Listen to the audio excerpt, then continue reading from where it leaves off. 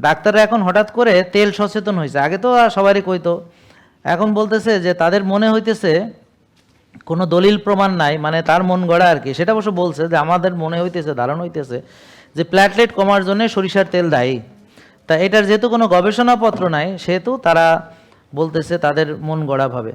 এখন আমার এখানে যারা আসে সবাই সরিষার তেল খাওয়া, এই যে উনি এবং সবাই যারা আমার এখানে আসে সবাই সরিষার তেল খাওয়া, আপনিও সরিষার তেল খান, এবং সবার প্ল্যাটলেট এই যে ওনার এই যে 1.5 লক্ষেরও বেশি আছে। হ্যাঁ, তো আর আরেকটা কথা হচ্ছে সরিষার তেল খেয়ে প্ল্যাটলেট কমে, এটার বৈজ্ঞানিক কোনো প্রমাণ পৃথিবীতেই নাই।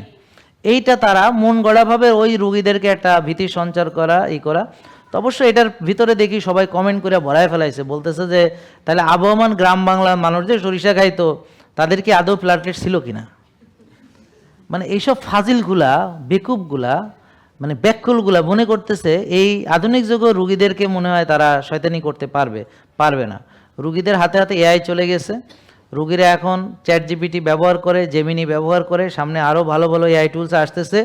অ্যাকচুয়াল স্বাস্থ্য কোথায় আছে এটা একটু খোঁজখবর করলে তারাই বুঝে যাবে। রোজা রাখতে হবে সবাই জানে, ভালো ইন্টারমিডিয়েট ফাস্টিং করে আমার যে অটোফেজি, জাপানি বিজ্ঞানী অসময় নোবেল প্রাইজ পেয়েছেন, ব্যায়ামের উপকারিতা, ঘুমের উপকারিতা, স্বাস্থ্যকর খাবারের উপকারিতা, রিয়েল ফুড কেন খেতে হবে, ফেক ফুড কেন বাদ দিতে হবে, তা এগুলো মানুষ এখন জানে। তাহলে সরিষার তেল হলো ন্যাচারাল তেল, যেটা আপনি চাইলে ঘরের মধ্যেও বানাইতে পারবেন, কিন্তু ইন্ডাস্ট্রি ছাড়া সয়াবিন বানানো সম্ভব না। তাই জন্যে ইন্ডাস্ট্রিয়াল সরিষার তেলও খেতে নিষেধ। আমি এই ভিডিওটা দিয়েছি এবং এই ভিডিওটা অনেক লোক দেখেছে, এবং এটা একটা ভাইরাল ভিডিওর মধ্যে যে সরিষার তেলের এই ভিডিওটা, এগুলো আপনারা সমানে ধুমায় শেয়ার করবেন। ওখানে আমি টোটাল বিষয়টাকে তুলে ধরার চেষ্টা করেছি। ইউরিক অ্যাসিড কেন, ইউরিক অ্যাসিড আবার কেউ কোন গাধা বলে ইউরিক অ্যাসিড, হ্যাঁ, সে তার ভিডিও আবার ভাইরাল।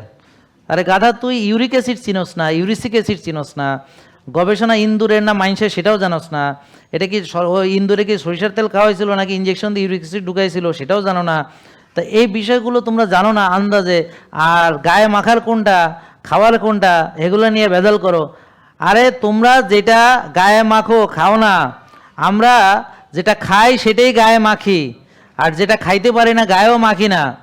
মজার ব্যাপার হইলো সয়াবিন তেল কেউ গায়ে মাখে না, কিন্তু সয়াবিন তেল খায় মানুষ, এমন বলদ যেটা গায়ে মাখা যায় না সেটা খায়, আর আমরা যেটা খাওয়া যায় না সেটা গায়ে মাখি না। তো একটু বোঝার চেষ্টা করেন, যেটা খাওয়া যায় না সেটা গায়ে মাখা যায় না, তাহলে আপনারা এমন তেল খান যেটা গায়েও মাখা যায় না,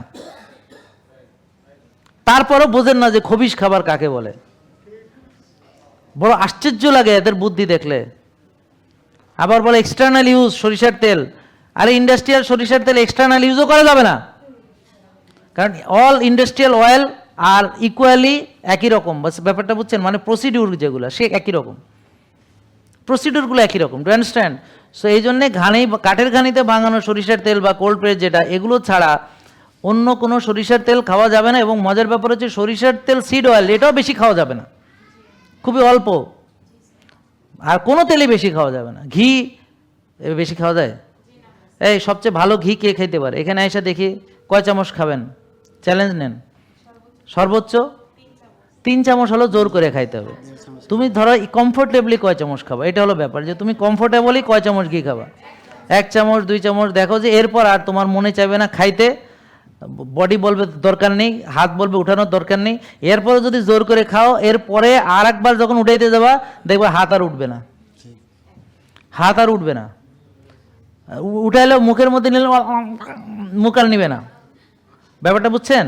তার মানে রিয়েল ফুড বডি সেন্স করতে পারে যে তুমি ঠিক কতটুকু খেলে। আর যদি কেউ জোর করে খায়, হয় বমি হবে, নাইলে টয়লেটের সাথে আস্ত ঘি বের হবে। জেকে লাইফস্টাইল লিমিটেড, ওষুধ মুক্ত সুস্থ জীবন।